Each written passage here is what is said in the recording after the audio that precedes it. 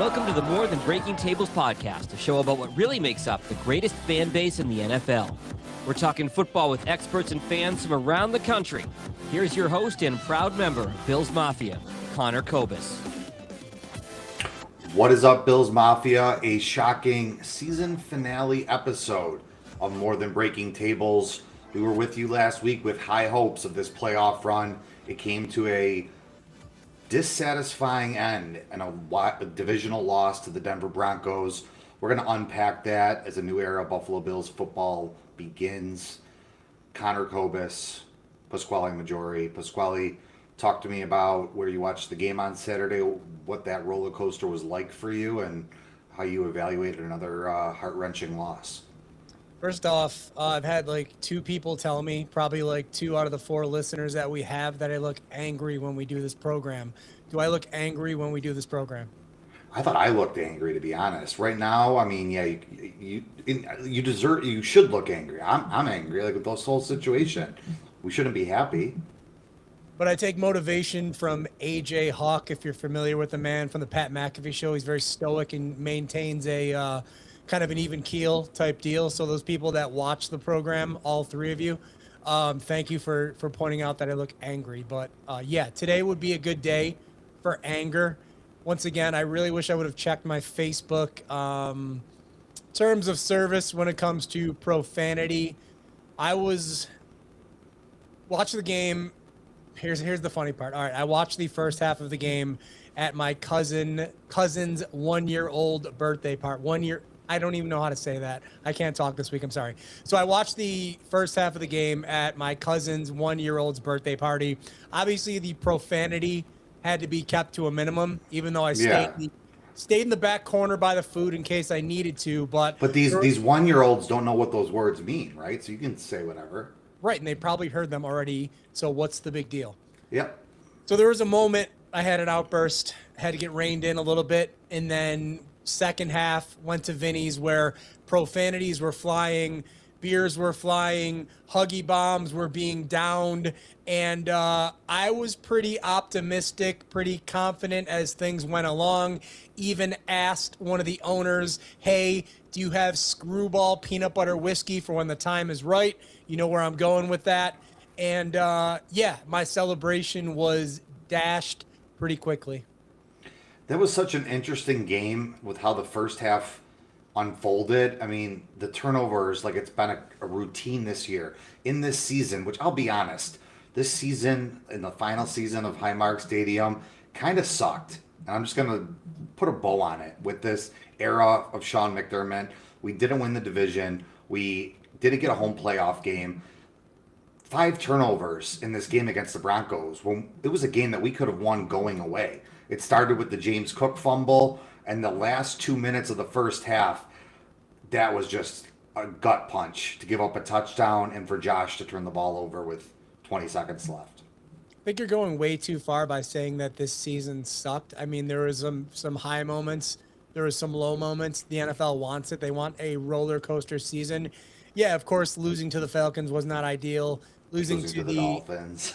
losing to the Dolphins, losing to the Patriots at home in those ugly jerseys, not ideal. But at no point in this game until the very final whistle did I feel like we were losing this game. So to me, it was more of like a numbing feeling. I don't want to talk about this Brandon Cook situation for the next 20 years of my life. I've lived through Wide Right. I've lived through the Music City Throwback. I've lived through 13 Seconds. And I don't even beat 13 Seconds to death. And I'm not going to do this with the whole Brandon Cooks catch, non-catch situation. I mean, if that's what people need to tell themselves to get out of bed every morning, that's totally fine with me. Go ahead, you do that. But I'm not going to be that person. Yeah, I agree. I don't think the whole ref screwed us thing, I think that's low-hanging fruit. We lost that game by the turnovers and not getting stops when we needed to. Ultimately, if we take care of the ball a couple more times, the game doesn't even get to overtime. The issue I have is with the NFL, because it comes up all the time. This is $1 billion industry this game, there needs to be a consistent ruling on what a catch is. And they just keep it the same every time because there's different plays in different games, different rulings. It's just it seems like a preference at this point. And it's pretty ironic that in the Chargers-Bears game, they had a similar play. Rams-Bears, excuse me. That had a similar play that went the other direction. So it's kind of like the NFL sticking up their middle finger at Orchard Park, at Western New York, at us Buffalo Bills fans, say, hey, look at this. Look what we did to you now. Yeah, and it's not a good feeling. And a game that we're going to look back on and be like, that was definitely our game that we lost. We had every opportunity to win that game, giving the Broncos points. Josh definitely had a bad game. I'm not going to sugarcoat it with the turnovers, but a bad game for Josh Allen. He still scored 3 passing touchdowns and put up 30 points. So it's not like even with that bad game, we still could have won. So it's very frustrating. The Broncos now get to go on to the AFC Championship game without their starting quarterback, setting up the biggest cupcake run to a Super Bowl for the New England Patriots I've seen in the history of the NFL. That makes it even more frustrating. So I don't know. Yeah, I'm not sure about you, but the Denver Broncos did absolutely nothing in that game to impress me. I hate to be, once again, try to make excuses for my home team, be a homer here. But yes, I mean, we literally defeated ourselves in that game by turning the ball over as many times as we did. And the Broncos just took advantage of our mistakes, and that's how they won the game. I don't think that Sean Payton, did any of his typical Sean Payton, voodoo magic tricks to really impact that game. Plain and simple, we beat ourselves and too many mistakes were made. And when you make that many mistakes, you can't recover every time. Sometimes you can, but in that instance, you cannot. And that was kind of, what a lot of the pundits, a lot of the talking heads had mentioned all year. You can't make these mistakes when you get in the playoffs. And sure enough, the Bills made those mistakes, and they did not advance to the AFC Championship game like they should have. And this week, I should be flying to Foxborough, Massachusetts via Boston. I should be eating brunch, I should say, at the North, whatever it's called, delicious brunch. And maybe grabbing myself a Mike's pastry or two. But that's not happening, so I'm not exactly sure what I'm doing on Sunday for the championship games, but I do maybe plan on taking a nap from that 3 to 6 o'clock window because that game's going to be a snooze fest. Absolutely. And I'm still we talk about emotions and feelings. I still have a little bit of shock just because we got that first road win against Jacksonville, and I thought we were really going to go on a run and make this without the usual suspects in the playoffs. Everything kind of set up for us. And the fact that we're not playing this Sunday is pretty devastating. Rematching against the Patriots for a third time would be killer ratings for CBS for an AFC Championship game.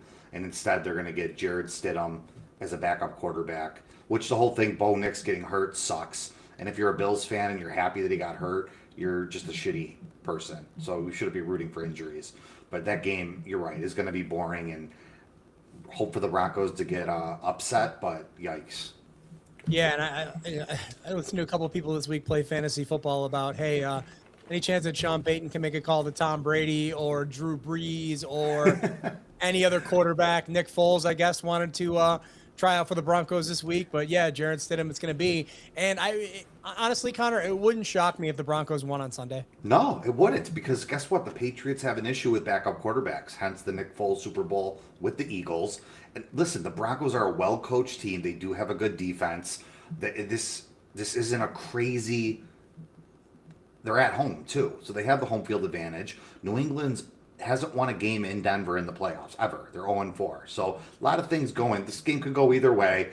I'll tell you one thing. It gives me more of a rooting interest and reason to watch the game compared to if it was Houston versus Denver, where I really could not care less about that game. So the Patriots being in it makes it more interesting because I'm rooting for them to lose. Yeah, C.J. Stroud really pooped his pants on. Wow. Didn't he really? It was 10-7, and I texted my friend. I said, all they got to do is take care of the football and they'll win this game, and he proceeds to have 4 turnovers and looking like he's a JV quarterback. Yeah, that was embarrassing. Yikes. So The awkwardness really started after the game. You know, you heard from Josh, who couldn't keep it together, basically talking through his tears, visibly upset, very upset with himself. Deion Dawkins crying as well. McDermott comes out, fiery speech. He was beside himself. And that would lead to what we all found out a couple days later, the big news. I was running around doing a ton of errands on Monday morning before we got pounded with snow. I had to go I had to work a shift at WBEN doing a traffic shift. Then I had to run to U-Haul to grab a trailer to get my snowblower to get it back to my house. I grab my phone and I see this image, Sean McDermott fired. I'm like, what is going on right here? Then I looked down at my phone. I had like over 100 notifications. I had no idea what was going on. Turned on WGR. Sean McDermott has been fired. At that point, it wasn't official. It came out by, I believe, Schefter and Rappaport. The Bills had not made that announcement yet, but I did not expect to find ourselves in this situation in quite some time. Let me know like what you were thinking when that news initially came out on the holiday Monday morning. Yeah, I mean, I was still down in the dumps about the Bills game, and then seeing the Patriots win. I'm like, geez, this weekend sucks. It's a Monday, it's a holiday, snowing, can't really do much. And I remember I was just at my parents' house, like, oh my God, they fired McDermott. And a little bit of shock. I mean, I know after a couple of seasons ago, like, there has been callings for firings. I'll be honest, my whole perspective on it, this season he did do a good job as our coach. It's a culmination. And there was a lot of bullshit in that press conference, which we're going to get into. It's a culmination of 7 years in a row making the playoffs and not getting to the Super Bowl. And the only thing I kind of agreed with Terry Pegula and how he addressed, which, you know, owners and press conferences is another story, is we hit the proverbial playoff wall.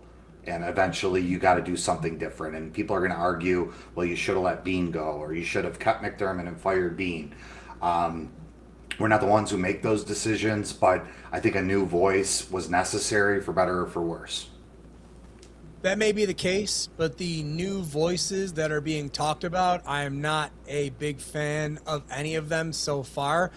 I don't think that they understand the gravity of this decision that could potentially really impact the team in a negative way. We get a new coach this year. We go 5-12, don't make the playoffs at all. Josh Allen is like, you know what? I'm done with this. I'm tired of this place. Why don't you trade me? Then we are one season away from going back to where we were before we hired Sean McDermott, when we had Rex.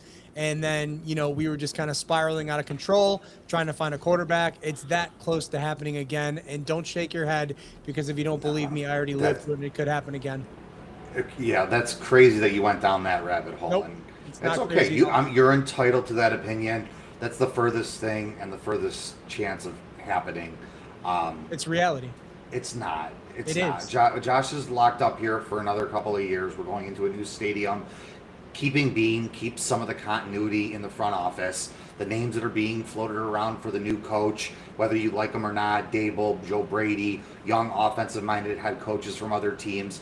Listen, this is going to be a blessing in disguise, and I truly believe that it can help us take it to the next level. How many years did you want to just make the playoffs and lose every year? How many more seasons were you going to give McDermott to keep trying? Eventually, there's been history of this in the NFL. Tony Dungy couldn't win a Super Bowl in Tampa, got let go. John Gruden wins a Super Bowl. Andy Reid couldn't win a Super Bowl in Philadelphia. They moved on, won 2 Super Bowls. Sometimes you need a different voice. This isn't a knock on McDermott for being a bad football coach. He's very good, winningest coach in Buffalo Bills regular season history. I think he deserves recognition on the wall. He turned us from a joke of an organization into a winner. But ultimately, the goal and the standard got raised to Super Bowls. We never got to a Super Bowl. With all those division titles, with all that bullshit, it's time with a new era going into a new stadium. I'm not disagreeing with you on the fact that maybe it is time for a new voice, but the way they're going to go about this, by interviewing Joe Brady, talking to Brian Dable, apparently this coordinator for the Seahawks is on their radar as well. Yep. the Lord above that Mike McDaniel went to the Chargers as their offensive coordinator, because I would have been terrible. Yeah, listening to people this week talk about Mike McDaniel being the head coach for the Buffalo Bills. He's not a leader. Literally wanted to make me put my head through my windshield and drive off the side of the road. Yeah, this guy is not meant to be an NFL head coach. He's not a leader. He's not an alpha male. He can't tell someone like Josh Allen how he should go on the field and play offense. This guy is a clown. And, you know, good for him for going out to San Diego and being with the Chargers, playing second fiddle to Jim Harbaugh, and dealing with Justin Herbert, another mid-level quarterback like he had in Miami with Tua Tagovailoa. So we'll see how that goes for Captain Mike, but I don't think it's going to go very well.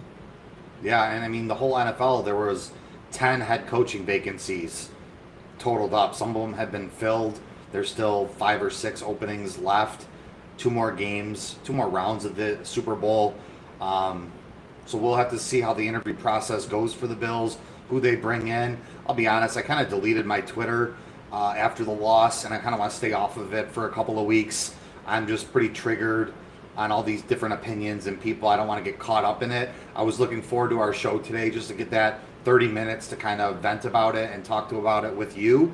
And for the rest of the playoffs, I think I'm rooting for the Rams to win the Super Bowl.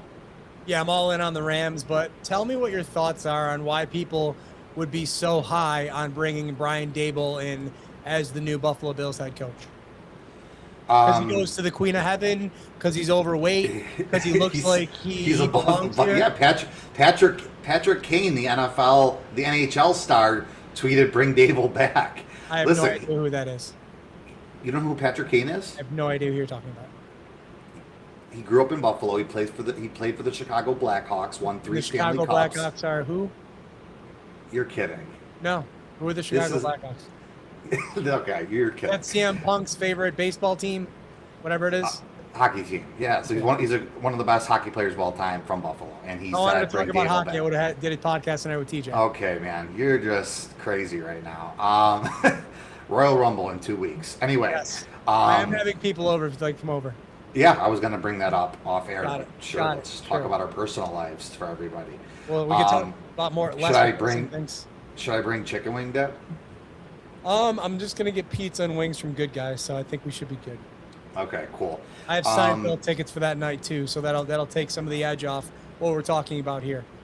So anyway, back to what you said of Daboll. When Daboll was here in the offensive coordinator, that was when the offense was humming, when we had legitimate receivers like Diggs, Emmanuel Sanders, Gabe Davis. That was the 13 seconds game that we almost beat the Chiefs, the closest that we've been. So there's a lot of good vibes with him, and I think he has a great relationship with Josh. And let's be honest, Josh is signing off on whoever we're hiring to be the next head coach, okay? He's a part of that decision-making process. You don't have an MVP guy at quarterback making $56 million a year without consulting him. So at the end of the day, if he signs off on it and he's going to be happy going into the new stadium with that coach, I'm on board with it. I'd prefer Daboll over Joe Brady. We had issues with him as a coordinator this year. But I definitely, for sure, want an offensive-minded coach. I do not want another defensive guy. Not interested. I want a young mind, like a Sean McVay or a Kyle Shanahan, which is why Clint Kubiak from Seattle really interests me. I want a hungry coach.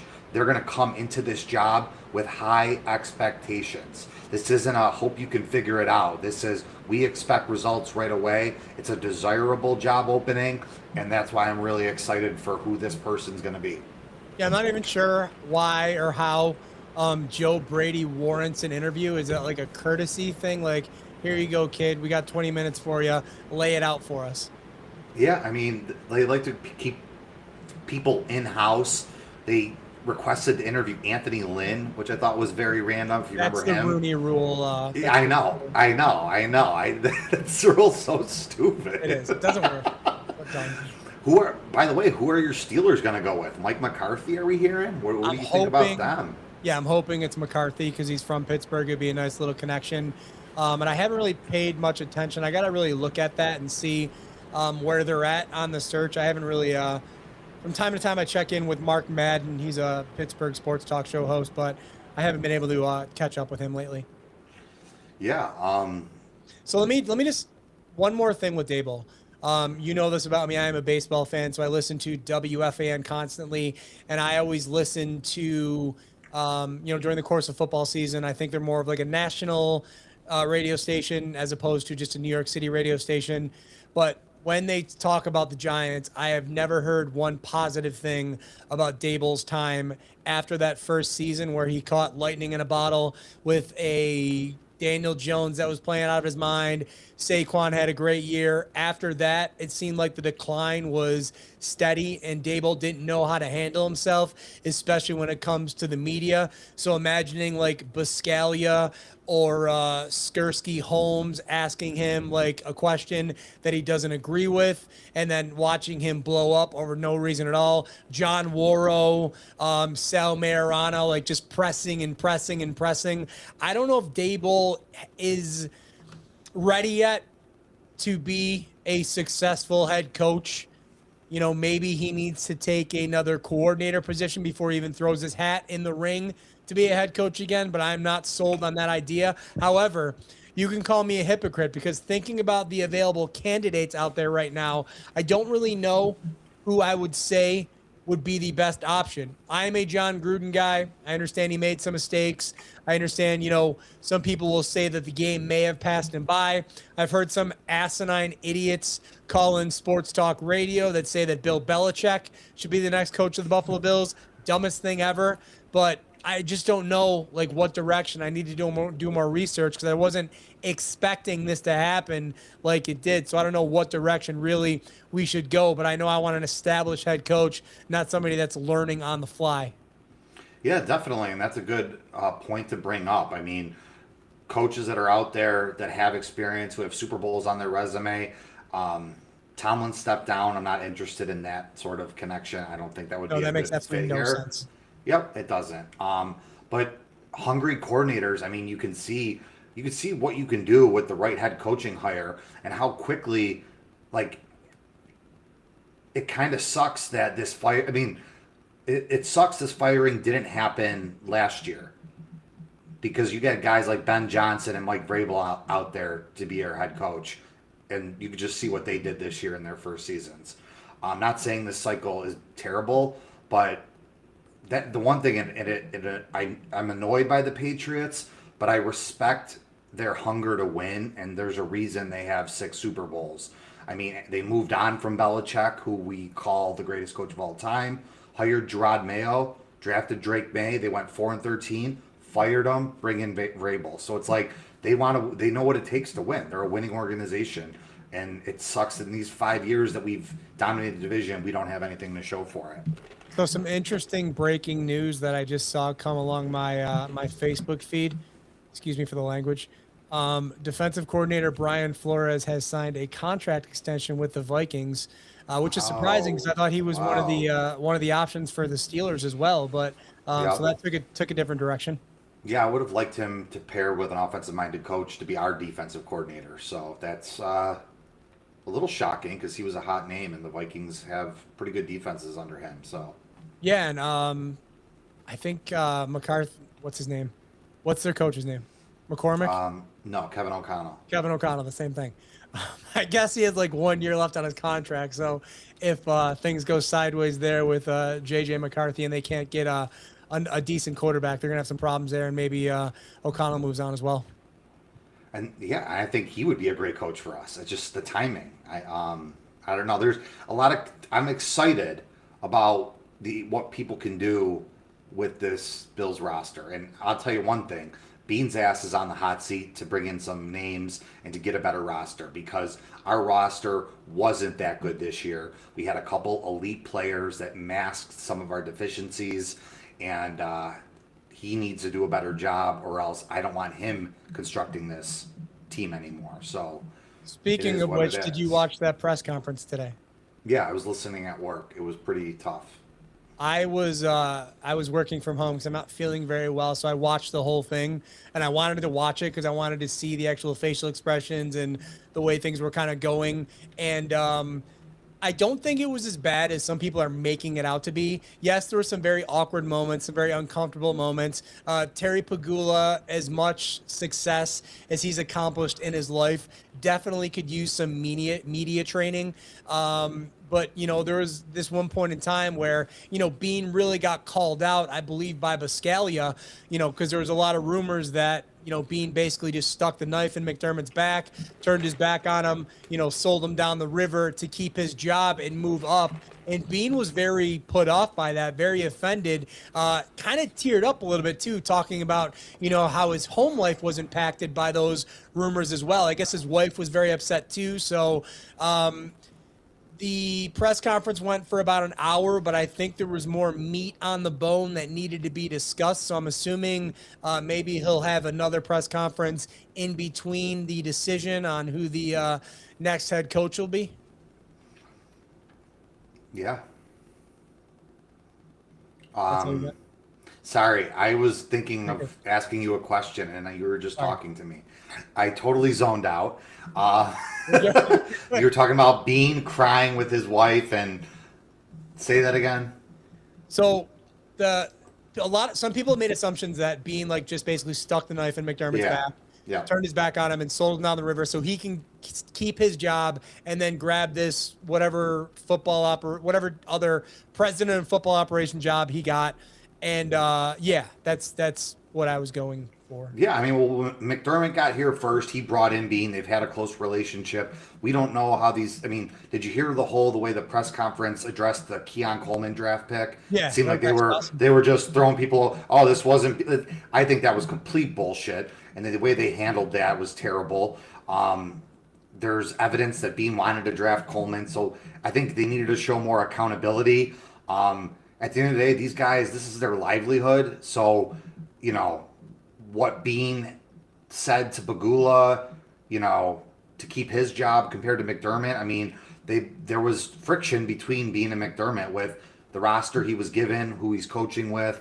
So, I don't know. I'm not privy to those conversations, but I thought that was a rough spot on the press conference. Do you feel that Terry Pegula gets unfair criticism because he does not speak as often as people think that he should? I know there was a big deal made last week because the owner of the Ravens, I believe his last name is Bisciotti, spoke to the media, and he doesn't do that very often. Do you feel like an owner should be front and center as often as Jerry Jones, or do you think he should be, kept to the back unless something major such as a coaching change that nobody expected just happened? Yeah, I don't need an owner personality like Jerry Jones. Just when there's a transition in the front office, in the coaching staff, when we're building a new stadium, when we're doing something that requires your voice, that's when I want to see you, when you need to send a message to the fans. Exactly. So, Connor, this has been fun. I don't think we need to do this on a weekly basis, but maybe we get together when they decide who the new coach is. Yeah, that's what I was going to kind of say. Thank you, first off, for helping me put this show together from the beginning of the year back in August. I've had a great time doing it. It's been a fun ride. I plan on, as long as you're good and my agent sends you that contract for next year, would love to do this again for you, with you for next football season come September. What do you think? Yeah, and TJ and I are going to be doing a podcast too, so if you're more than welcome to jump on from time to time with that. And you can also listen to my Give Me 20 Minutes podcast. If you're friends with me on Facebook, I post it on Sunday and Sunday only because I don't like begging people to listen to my podcast. Yeah, listen, no worries at all. And I know you like to be humble and say we only have a couple listeners. I think we got like 500, so we're starting to blow up. 500, okay. 500, yep, 500 views. I'm excited for season 2 of More Than Breaking Tables with Pasquale next Bills season. And like he said, we might pop on here or there to do a special episode if big news break out for the Buffalo Bills. We'll post on Instagram before we sign off. And as always, we love the Bills. Pasquale, do you have any shout outs? Yeah, Buffalo Championship Wrestling, Sunday, February 15th. It's the first Sunday after the end of NFL football. Renaissance Club in North Tonawanda, 4 p.m. bell time. Hit me up if you have you want a group or a family discount. You can find the information on that on social media at BCWWNY. And that's pretty much it. You see my Instagram handle on the bottom there, so you know where to find me. Yep, and I just want to give a shout out. Take this time to thank Sean McDermott. What he did for the Bills organization, ending the drought, bringing a winning culture back to Buffalo. He's a great guy, and I wish him nothing but success in his next coaching opportunity. Yes, thank you very much, Coach. Yep, and we are signing off. We don't care who wins the Super Bowl, but we're rooting for the Rams. Go